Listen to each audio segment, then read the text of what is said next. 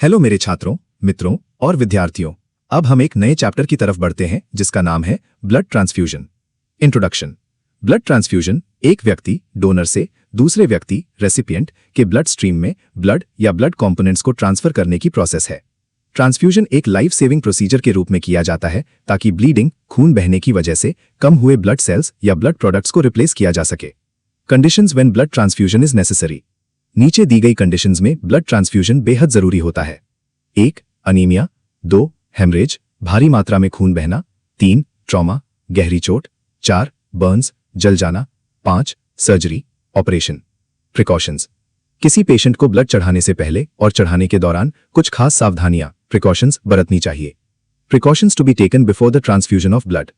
1. Donor का स्वस्थ होना जरूरी है। उसे नीचे दी गई जैसी कोई बीमारी नहीं होनी चाहिए। ए. सेक्सुअली ट्रांसमिटेड डिजीजेस जैसे कि सिफिलिस। बी. वायरस से होने वाली बीमारियां जैसे हेपेटाइटिस, एड्स आदि। 2. सिर्फ कंपैटिबल मेल खाने वाला ब्लड ही ट्रांसफ्यूज किया जाना चाहिए।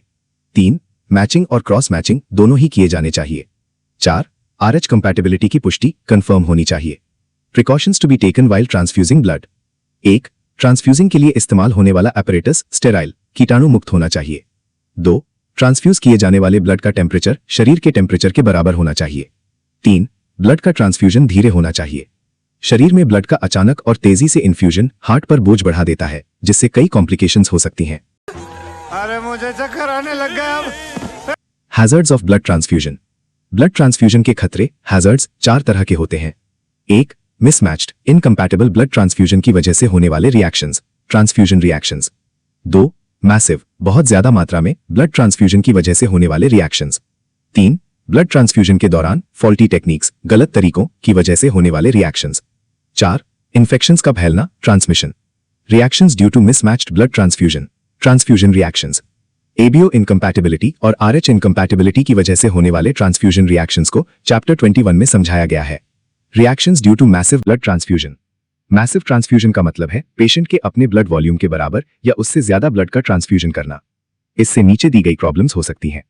आई. सर्कुलेटरी शॉक, खासकर उन पेशेंट्स में जो क्रॉनिक अनीमिया, कार्डियक, दिल की बीमारियों या रीनल, किडनी बीमारियों से जूझ रहे हों। आई. हाइपरकलीमिया, क्योंकि स्टोर्ड ब्लड में पोटेशियम की कॉन्सेंट्रेशन बढ़ जाती है। IV. हाइपोकैल्सीमिया, जिससे टेटनी हो सकती है क्योंकि सिट्रेटेड ब्लड का मैसिव ट्रांसफ्यूजन किया जाता है। IV. हीमोसिडेरोसिस, एंडोक्राइन ग्लैंड्स, हार्ट और लिवर जैसे ऑर्गन्स में हीमोसिडेरिन के रूप में आयरन का ज्यादा जमा होना, जो बार बार ट्रांसफ्यूजन के बाद आयरन ओवरलोड की वजह से होता है। Reactions due to faulty techniques during blood transfusion. Blood transfusion के दौरान अपनाई गई गलत टेक्निक्स, फॉल्टी टेक्निक्स की वजह से यह हो सकता है। आई. थ्रोम्बोफ्लेबाइटिस, वेन में सूजन, इन्फ्लेमेशन, जो थ्रोम्बस यानी खून के थक्के बनने के साथ जुड़ी होती है। IV. Air embolism, blood stream में हवा एंटर कर जाने की वजह से ब्लड वेसल में रुकावट पैदा होना। ट्रांसमिशन ऑफ इन्फेक्शंस, बिना सावधानी प्रिकॉशन के ब्लड ट्रांसफ्यूजन करने से ब्लड बॉर्न इन्फेक्शंस फैल सकते हैं जैसे कि HIV, II, हेपेटाइटिस B और A। IV. ग्लैंडुलर फीवर या infectious mononucleosis, Epstein Barr virus से होने वाली एक अक्यूट इन्फेक्शियस बीमारी जिसकी पहचान बुखार, सूजी हुई लिम्फ नोड्स, गले में खराश और एबनॉर्मल लिम्फ नोड से होती है। IV.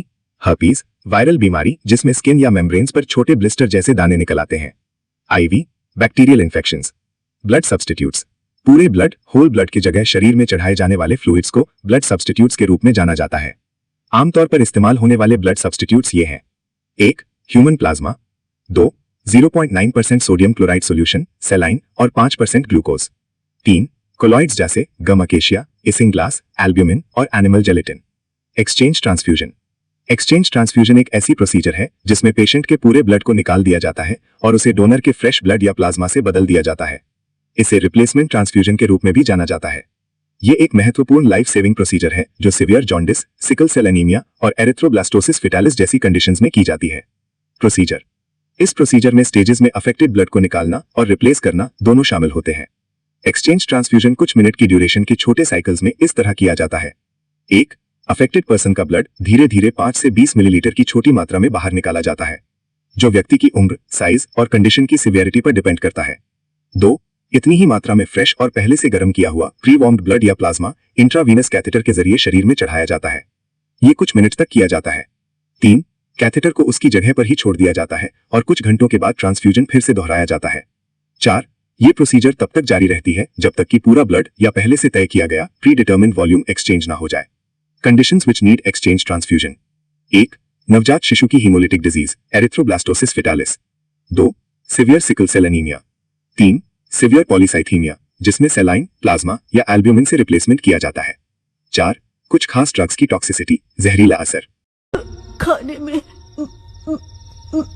मैंने जहर मिला दिया है।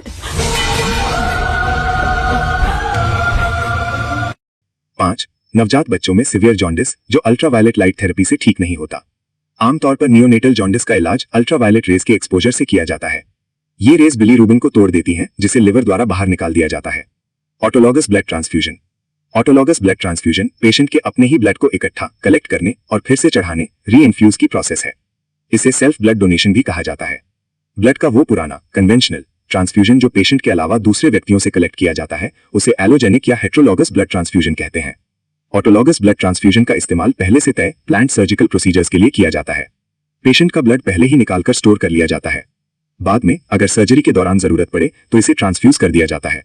इस तरह का ब्लड ट्रांसफ्यूजन HIV या हेपेटाइटिस B जैसे वायरसेस के ट्रांसमिशन को रोकता है।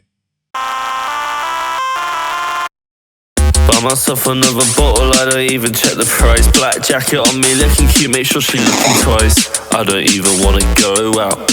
It's still cold even when I'm out the house. She wanna play house, what you talking about? I wanna stay out, and I'm just talking out loud.